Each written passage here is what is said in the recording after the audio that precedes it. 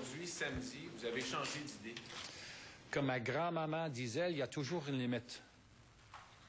Nous avons atteint cette limite. Maintenant, c'est le temps de travailler ensemble pour retourner les étudiants, les étudiantes à l'école. You're watching live coverage from Queen's Park this afternoon on CP24 as Premier Dalton McGuinty has announced he's recalling legislature tomorrow at 1 o'clock, where he is going to ask everyone to pass unanimously back-to-work legislation so that they can get York University back on track after a strike has gone on for 11 weeks.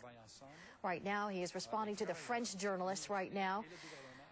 He said that, as we just heard, that if he doesn't get unanimous support, that it could take up to 2 more weeks to get the students back into class. Let's listen back in. I mean, you mentioned a minute earlier that they need to ask themselves about striking, but clearly they didn't do it after the earlier disruptions. There appears to be a systemic issue there when it comes to labor relations. It's something that continues to compromise educational opportunities for students. I think clearly it must be brought home to people in positions of responsibility at York University that they need to find a way to go to ground, so to speak, find out exactly what is wrong and fix this. Otherwise, they're going to have they're just going to have a tough time when it comes to attracting students. Is there time to change the model of governance? You've done that before in elementary and secondary education. You've done it. You've changed the model of governance in hospitals dramatically. Is it time to look at a new way of governing our university, since you have so much money and students have so much time invested in it? Well, it's there's, as you know, Mary, there's a bit of a different approach that we've dealt with universities. They are considered to be independent institutions of higher learning.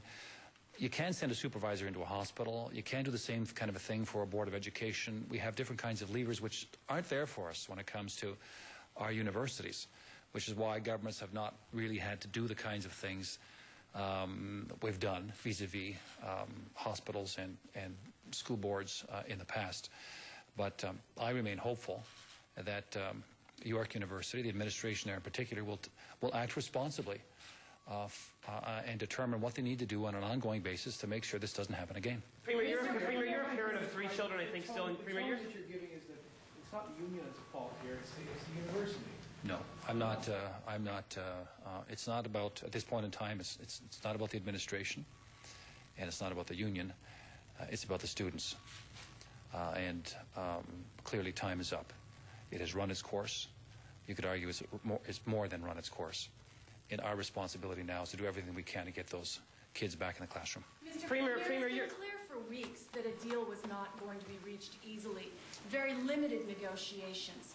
Why has it taken you this long to reach this point today? Well, you know, we did what we thought was appropriate, and we're not out of the woods yet. Let's just wait and see what the opposition has to say about this.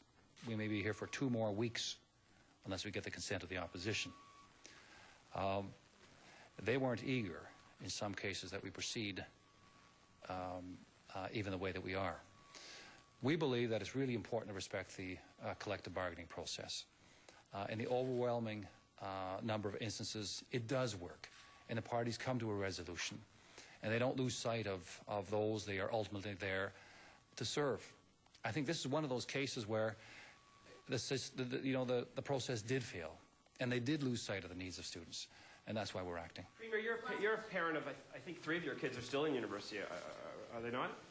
Anyway, I'm just wondering, as a parent, have you felt a lot of heat from other parents? I mean, we get a lot of readers who are York parents phoning us and emailing us, and they're pretty mad at you, at CUPE, and at the administration. How much heat have you personally felt, and could you speak as a parent, as a university parent as yourself? You know, I bumped into a few parents who are from York University when I'm at public events, and they've expressed their, their concern, and I understand perfectly where they're coming from.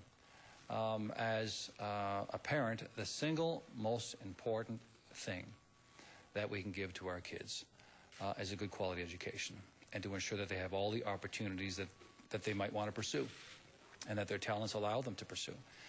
So when a university goes on strike, you're putting my kid's future on hold. And I cannot help as a parent but resent that and be angered by that.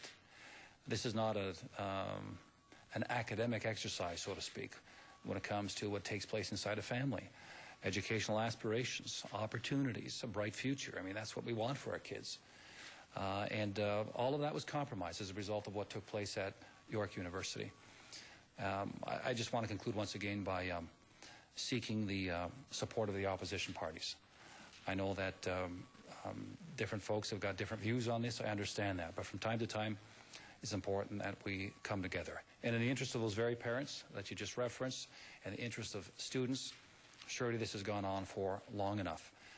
And with cooperation, we can bring an end to this tomorrow on Sunday. Thanks, folks. Thanks.